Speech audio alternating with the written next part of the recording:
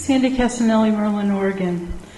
Last week we had a presentation by Ron Fox about all the wonderful things Sorority is doing for the county.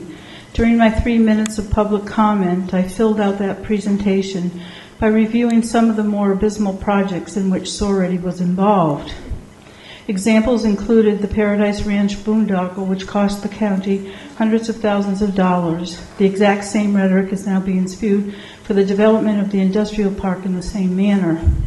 I brought up Sorority's submittal of a Mismatch Connect Oregon grant for padding invoices to the county and for its insistence that we go to administrative form of governance, even after the electorate had already rejected that concept.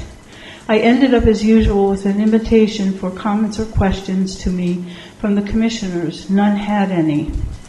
But during Commissioner Walker's protected time at the end of the meeting, when no citizen rebuttal was possible, she stated, quote, as far as Ms. Casanelli pointing fingers about what are we doing and wasting economic development money, that is not the case. And in case she has forgotten, she managed to get one of her friends' $25,000 grant to build a mineral lab, and there's never been a mineral lab built.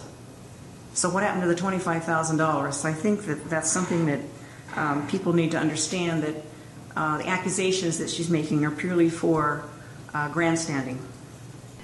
It was, in fact, Michael Smith from Sorority who made the $25,000 request of the board with the man in question. He was supposedly vetted by Sorority and was not a friend of mine, as she stated. Cheryl Walker decided that she was going to try to chastise Sandy Casanelli by making something up. She said that Sandy Casanelli, as a commissioner, was involved in handing out money to some friends. As a matter of fact, Sandy Casanelli was the only commissioner that opposed handing out money to those people. It was Sorority, who Cheryl Walker was trying to defend, who brought those people to the commissioners. And they had in mind some kind of scheme where they were going to do some assays and etc. And Sandy Casanelli said, you know, I have an engineering background. This doesn't make any sense to me. I don't think we should give this money to the people, to these people. And the other two commissioners outvoted her. So then for Cheryl Walker to say at this meeting, behind that microphone, after 62 votes of winning, that, oh, by the way, you know, I'm going to say something negative about a citizen. That's despicable.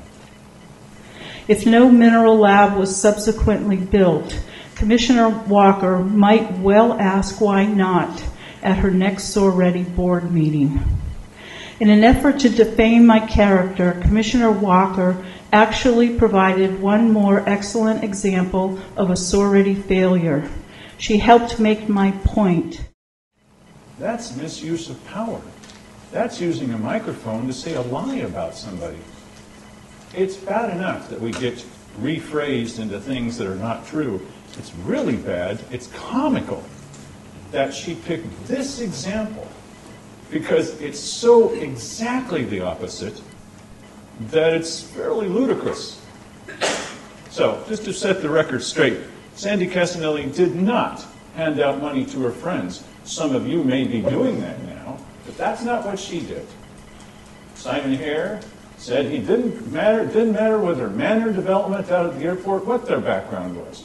Manor Development, Larry Osborne was one of the prime contributors, the top contributor to Simon Hare's campaign. But he never announced that. He didn't say, I have a potential conflict of interest. So it's not Sandy Casanelli that did it. She was doing the opposite. I don't know what we're going to do about this. Because when we have a commissioner that sits up there using that microphone and tells people on live television and in the audience a complete, absolute, utter lie,